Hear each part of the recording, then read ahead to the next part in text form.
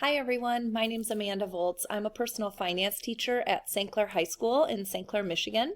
I am going to share some tips on how to use one of my favorite projects that NGPF creates, which is called Overdraft Fee Analysis. It may seem kind of silly that that's one of my favorite projects, but I've used it a couple years now, and I really enjoy it because it allows students, at least the way that I have it designed, to create their own product. It's not really like a template kind of project, and it allows them to think more analytically about a personal finance topic.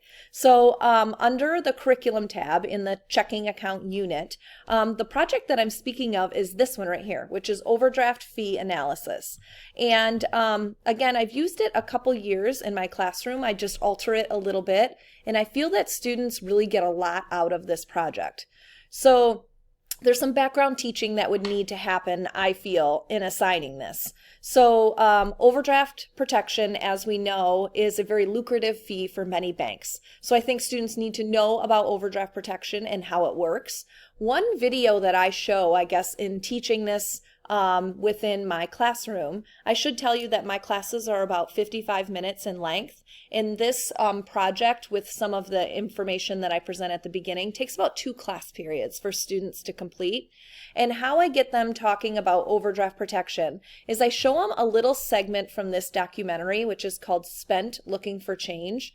I actually show this documentary earlier on in my class, but I come back to about the 8-minute mark, which explains overdraft protection in a very easy way, but it also introduces the concept of high-low check sequencing, where some banks will shuffle your transactions on a given day in order from highest to lowest, so then you incur more in overdraft fees. And this little 2-minute segment on this documentary does a nice job of explaining it simply, where you can just show that and then have a little bit of discussion.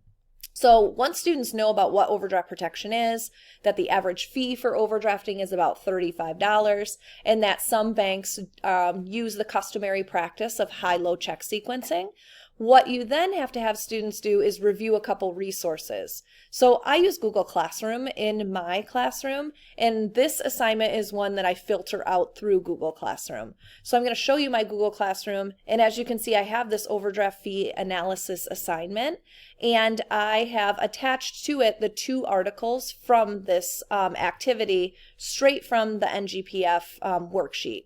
The first link, if you will, talks about whether or not a bank actually participates in high-low check sequencing. So for example, Ally Bank, over here there's a check mark. They do not participate in high-low check sequencing. So the order of your transactions is the order that you do it within a day. Other banks, I'm scrolling down to try and find one, like First Merit Bank is not checked, so that means they do participate in high-low check sequencing. So on a given day, your transactions can be reordered from highest to lowest.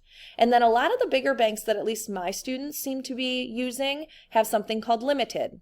And limited, as I read and understand in the articles, is that they will run your checks first, and clear checks, and then everything else happens in order of how you use it. So it has a limited basis of high-low check sequencing.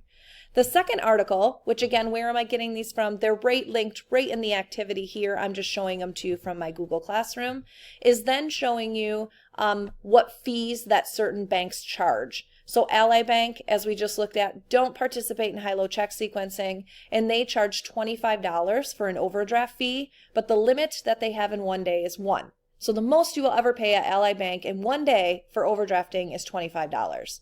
When you scroll down and look at some of these others, Citizens Bank charges $35, but they will do it up to 7 times a day. So the most you can pay at that bank is $245 in overdrafts in one day. So just as I sort of demoed for you, I do the same thing with my students, where I show them the short little documentary. We talk about what overdraft protection is, the concept of high-low check sequencing, and then referencing these 2 resources. Then what students do in the actual project, and again, projects with NGPF typically take a little longer period of time. I use about 2 55-minute class periods, maybe giving them a little bit extra time if they need it. But what students will do is they'll conduct some mathematical analysis on this scenario. the gentleman in the scenario, Joshua, starts with $116 in his account. And throughout the one day, he makes several purchases, which will take him into overdraft. So what students have the task of doing is they are going to use the information from both of those articles and determine how much would he pay in overdraft fees if he had these particular banks. Here's where I change things a little bit. I'm fortunate to teach 5 sections of personal finance in my day. So what I did is I assigned students, I'm going to take you to my document, the same scenario, but I gave them 4 banks, and then every hour I did a different 4 banks. So ways that I think it's some teacher tips in implementing this is from preventing students from copying and pasting, but also to analyze some of the information, I did 4 different banks every hour. So then we had a plethora of information on different types of banks and how much in overdraft fees they would pay. I think another idea that you could do in your classroom is you could group students and have them each do a different bank. You do Citizens, this group do TD Bank, and then share out your results that way. So I think this can be manipulated and changed in a lot of different ways where students can then compare banks like TD Bank, which I know is a high-low check sequence, a lot of overdraft fees, compared to another type of bank. I'm honestly not sure which is a better bank as far as that in this list, and then they could share out. The nice thing about this assignment, which I like it, and I tend to use it at the end of my school year, is the students can really implement their spreadsheet skills. So I assign them on Google Classroom just a blank spreadsheet and tell them your task is now to take this scenario in these particular banks, however you do it. I did different banks per class period, but you could do different banks within your class or all the same, however you wanted to do it. And how much would he pay in overdraft fees if he had this bank?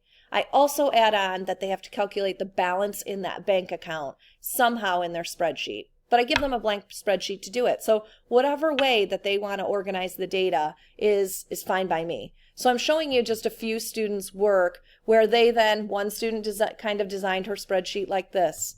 I have another student who did it a little bit differently and designed his spreadsheet that looks a bit like this, where you have the description and the amount and then his balance, and then I can see when he overdrafts in fees. Another student, here's her spreadsheet. So I think one of the reasons I really like this activity is because students can analyze and manipulate the data however they want to. It's not so much a template, although you could provide them with one of those. I like it because they have to create their own. And then at the very end, there are some questions that they answer in analyzing overdraft protection. Is the service worth it? Why is it important to read the fine print and knowing how you're charged with overdraft fees?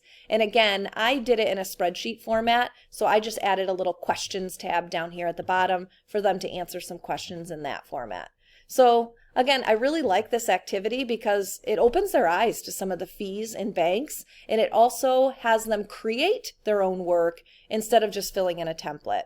However, it's so customizable where you could just look at one bank and you could divide it amongst the groups in your class, or you could create your own template and have them share out that way as well.